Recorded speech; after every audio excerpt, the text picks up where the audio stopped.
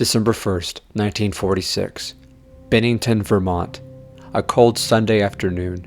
18-year-old Paula Jean Welden, a sophomore at Bennington College, tells her roommate she's going for a walk. She skips dinner, grabs a light jacket, bright red, easy to spot, and sets off for the Long Trail, a popular hiking route near campus. Witnesses later recall seeing her walking along the road, hitchhiking toward the trailhead. A local driver picks her up and drops her off near the trail. A group of hikers sees her around 4 p.m., walking ahead of them. She seemed happy, they said, normal. They turn a bend, and when they reach the other side, Paula is gone. Hours pass, night falls, but Paula never comes back. At first, her absence isn't alarming. Students sometimes spend nights off campus, but when she misses class the next morning, panic sets in. College officials notify her family, and her father arrives from Connecticut, demanding answers. A massive search begins. Students, faculty, police, military personnel, combing the woods, scouring every inch of the trail.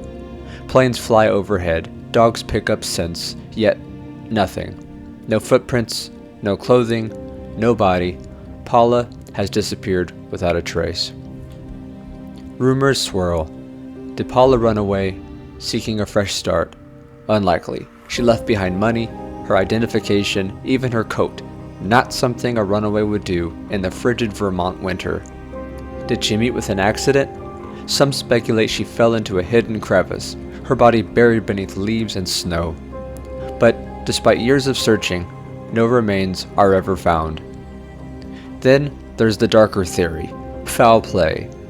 One man, a former lumberjack, allegedly confesses to killing a girl in Vermont around that time, but without evidence, the lead goes cold. Paula's father, frustrated with local authorities, pushes for the creation of the Vermont State Police, a department that didn't exist at the time. His efforts succeed, forever changing law enforcement in the state. Yet, despite the changes, despite decades of speculation, one question remains. What really happened to Paula Jean Welden?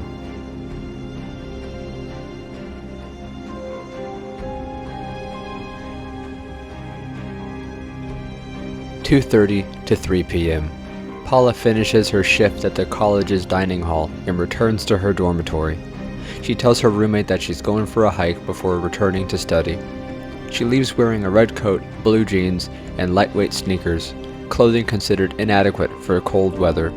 3 o'clock to 3:15 p.m. Paula is seen walking away from campus, heading north along Route 67A. Several witnesses later confirm her direction. 3:30 p.m. A passing driver, Louis Knapp, picks her up as she hitchhikes near the college entrance.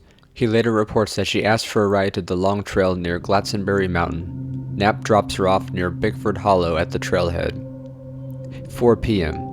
Several hikers, including a man named Ernest Whitman, see Paula walking along the trail. She asks for directions and continues ahead. This is the last confirmed sighting of her. In the evening, Paula fails to return to campus. Her roommate assumes she is studying or has spent the night elsewhere. When Paula does not attend classes, concern grows. College officials notify her parents. Her father, Archibald Welden, drives to Bennington from their home in Stamford, Connecticut. The first searches are conducted by college students and faculty, but yield no results.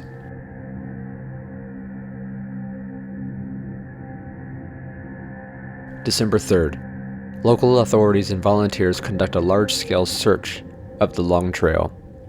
December 4th. The Bennington Banner newspaper publishes the first public report of Paula's disappearance. December 5th. Bloodhounds are brought in to track Paula's scent. They pick up a faint trail leading to an area near the highway but lose it suddenly, suggesting she may have entered a vehicle. December 6th through 7th. The search intensifies, with local law enforcement, military personnel, and aircraft joining. However, no physical evidence, no clothing, footprints, or signs of struggle is found. Theories and investigations. Accidental death in the wilderness. One theory suggests that Paula became lost and succumbed to exposure. However, extensive searches uncovered no remains or clothing, making this unlikely. Abduction or foul play. The fact that her scent vanished near a roadway suggests the possibility of an abduction. A local man, Fred Godet, reportedly argued with his girlfriend about Paula's disappearance and allegedly claimed to know where her body was buried. However, no evidence linked him to the case. Runaway theory. Some speculated Paula left voluntarily, but she had no history of planning to leave, left her money and belongings behind, and was enthusiastic about her studies.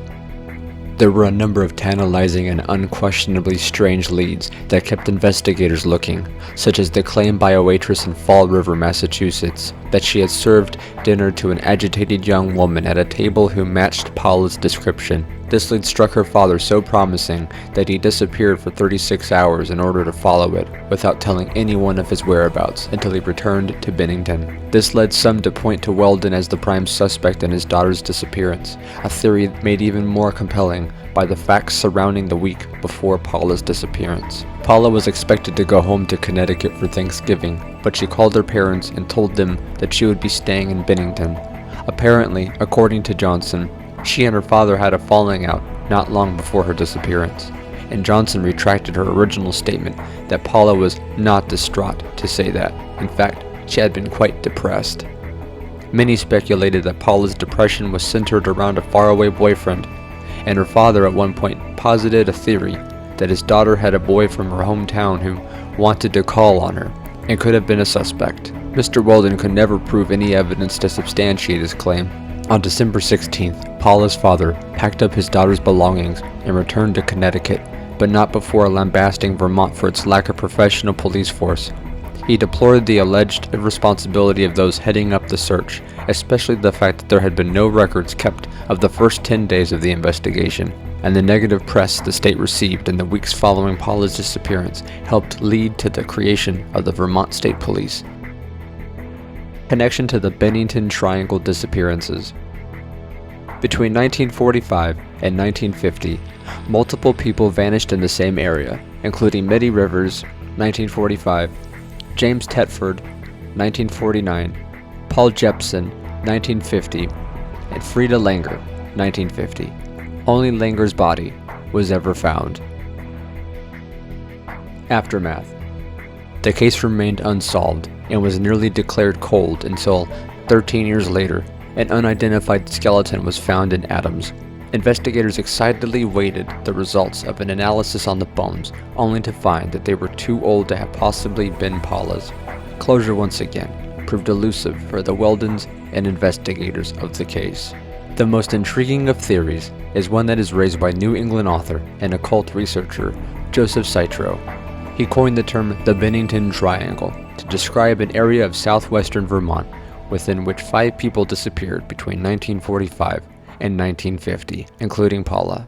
Paula Jean Welden remains missing, and her case is classified as an open, cold case.